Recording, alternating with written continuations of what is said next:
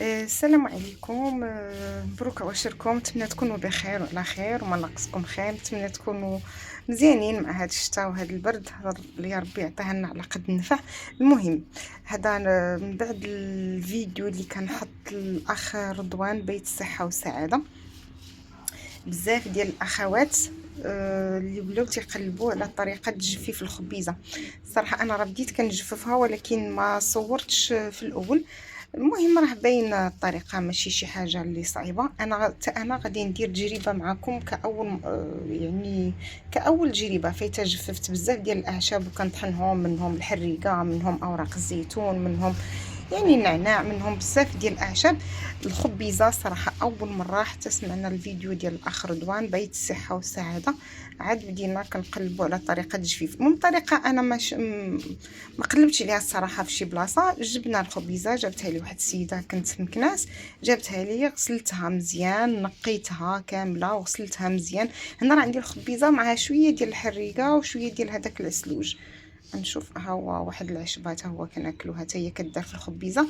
المهم ولكن اللي كثير هو البقوله او الخبيزه، كل واحد كيسميها. شديتها غسلتها مزيان مزيان وبيتها على واحد الفوطه كبيره في واحد البلاصه مهويه عندنا في الدار ديال الوالده. في الصباح قطعتها كامله، ها نتوما راه قطعتها يعني ماشي رقيقه بزاف، درت فيها حتى دوك العويدات اللي كيكونوا فتيين.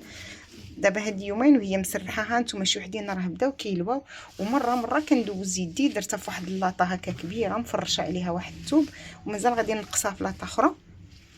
يلا طلعت دابا لداري زعما، ويلا غادي نديرها في لاطه اخرى. مازال غنقسم هذه الكميه على جوج، هذه راه لاطه كبيره كما كتشوفوا.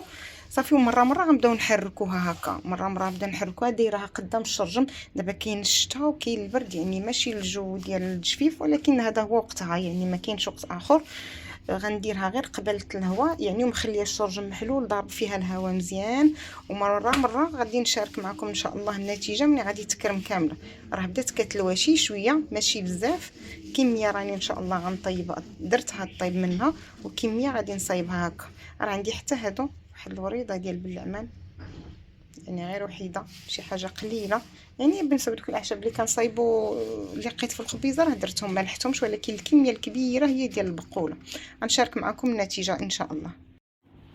السلام عليكم. رجعت لكم هنا من بعد ما دازت يومين. ها نتوما كتشوفوا الخبيزه راه بدات كتلوى وحتى راه بدات كتقلال، يعني الكميه ديال الماء اللي فيها راه بدات كتجف. انا راه دايره هنا جوج لاطات تشوفوا، وعاد راه ما كايناش حس الشمس، ما كاينش حس هذا، يعني حتى الهواء بارد. هاد الايامات كاين البرد، والبرد بزاف والشتاء يعني.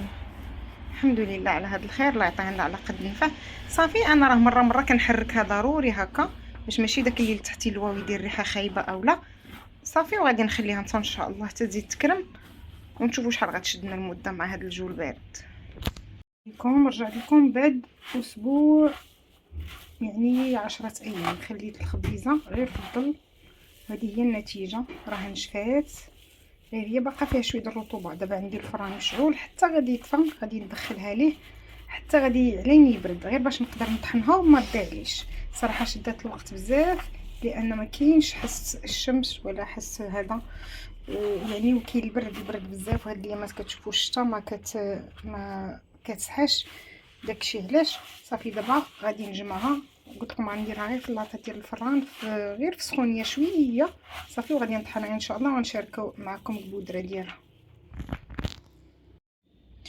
السلام عليكم. هنا من بعد ما طحنت الخبيزه الصراحه باقي فيها هذا اللي غربلت، هذا براسو مازال، لان كنت درت فيها حتى دوك العواد اللي فتيين.